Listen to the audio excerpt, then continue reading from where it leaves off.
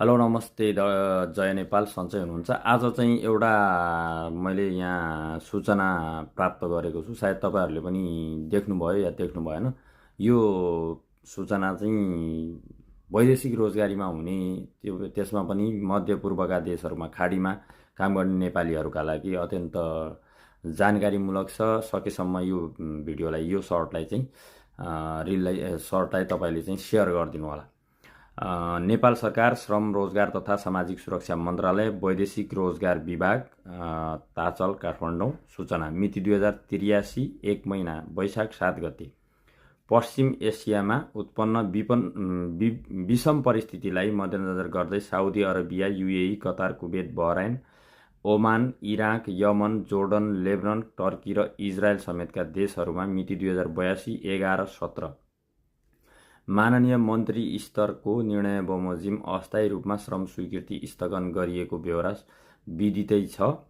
इराकको हकमा नेपाल सरकार मन्त्री परिषदको मिति 2082 9 महिना 11 को निर्णय अनुसार नै हुने गरी तथा माथि उल्लेखित अन्य देशहरूको हकमा सबै प्रकारका श्रम स्वीकृति व्यक्तिगत, संस्थागत र वैधानिकीकरण पूर्ववत अवस्थामा हुने गरी खुला गरिएको बेहोरा श्रम रोजगार तथा सामाजिक सुरक्षा मन्त्रालय माननीय मन्त्री स्तरको मिति 2083 1 महिना 7 को निर्णय अनुसार सम्बद्ध सबैलाई जानकारी गराइन्छ। शाखा अधिकृत भनेर साइन गरिया पत्र चाहिँ आज सार्वजनिक भएको छ। यसको मतलब के हो भने अब यो विषम परिस्थितिका बावजुद मध्यपूर्वमा मिडल इस्टमा खाडीमा चाहिँ यो अस्थायी रूपमा चाहिँ श्रम स्वीकृति अर्थात् रिन्युअलमा चाहिँ स्थगन गरिएको थियो। त्यो चाहिँ आजदेखि एकदम सबै प्रकारको श्रमहरू रिन्यू तथा नयाँ श्रमहरू चाहिँ स्वीकृत गरिने भनेर चाहिँ मन्त्री परिषदको माननीय मन्त्री स्तरीय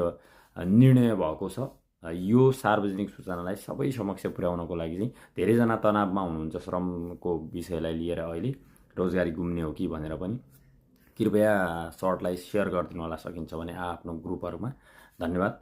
यस्तै भिडियो हेर्नका लागि यदि च्यानललाई सब्स्क्राइब गर्नुभएको छैन भने च्यानललाई सब्स्क्राइब गरेर पनि सपोर्ट गर्न सक्नुहुन्छ। नमस्ते। सर्वे भवन्तु सुखिनः।